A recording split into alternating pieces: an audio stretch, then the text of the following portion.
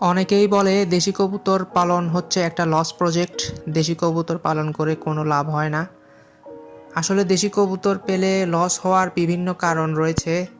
তার মধ্যে অন্যতম প্রধান কারণ হচ্ছে আমরা দেশি কবুতর কেনার ক্ষেত্রে কবুতরের জাতটাকে গুরুত্ব দেই না। অনেকেই এত ছোট ছোট সাইজের কবুতর নিয়ে কবুতর পালন শুরু করে।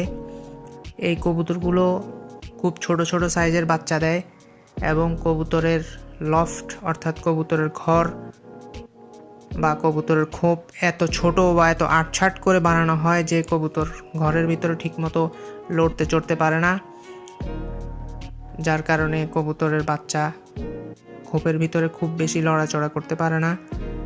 কবুতরের খোপ অনেক বেশি অপরিষ্কার থাকে, ঠিকমতো আলো বাতাস প্রবেশ করতে পারে না।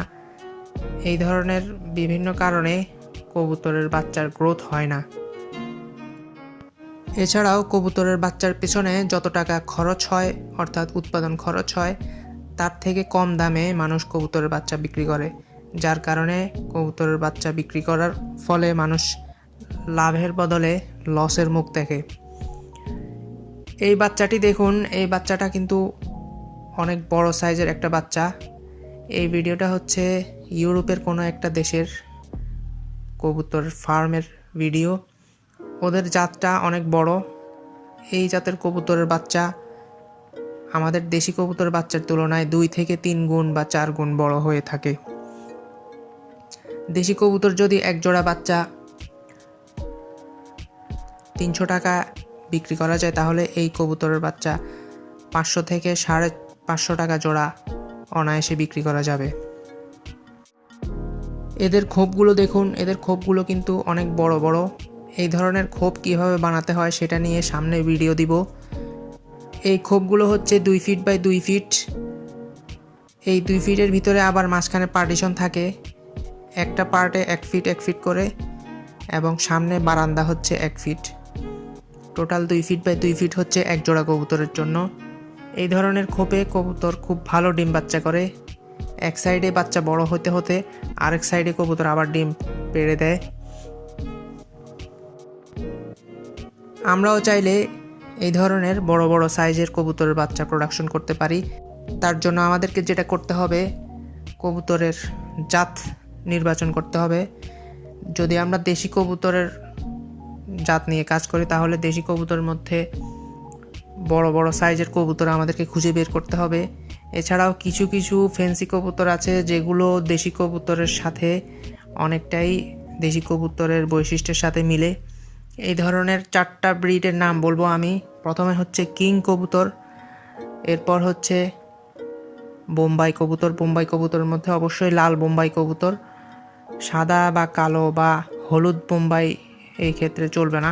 লাল বোম্বাই কবুতর এবং সিরাজি কবুতর, আরেকটা হচ্ছে রেসার কবুতর।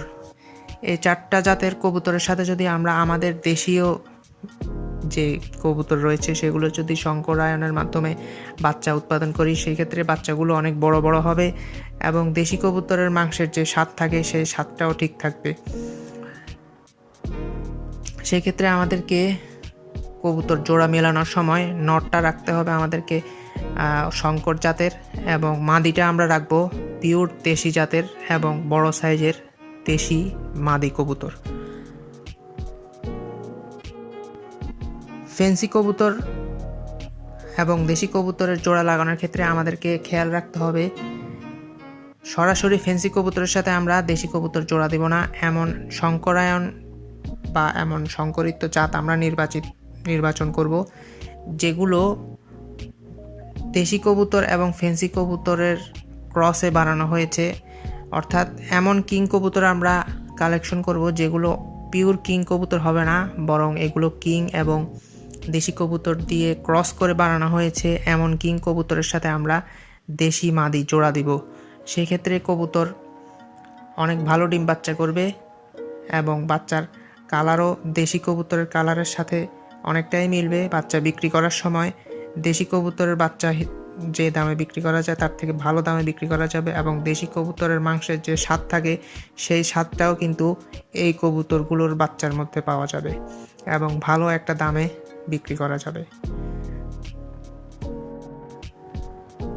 আমরা যদি 40 জোড়া কবুতর বাছাই করে আমাদের লফটে রাখতে পারি এবং সুন্দর সুষ্ঠু ব্যবস্থাপনায় যদি আমরা কবুতরগুলোর থেকে বাচ্চা উৎপাদন করতে পারি, তাহলে অবশ্যই আমরা 40 জোড়া কবুতর থেকে সব খরচ বাদ দিয়ে 5 থেকে 7,000 টাকা আমরা অনায়াসে প্রতি মাসে আয় করতে পারবো। এছাড়াও কবুতরকে কি কি খাওয়াতে হবে, কম খরচে কীভাবে কবুতরের মিক্সচার খাবার বানাতে হবে, কবুতরকে কি কি ভিটামিন সাপ্লিমেন্ট এগুলো দিতে হবে, সেগুলো নিয়ে আমরা পরবর্তী ভিডিওতে আলোচনা করব। আজকের ভিডিওটা এ পর্যন্তই। কথা হবে পরবর্তী কোনো ভিডিওতে। আল্লাহ হাফেজ।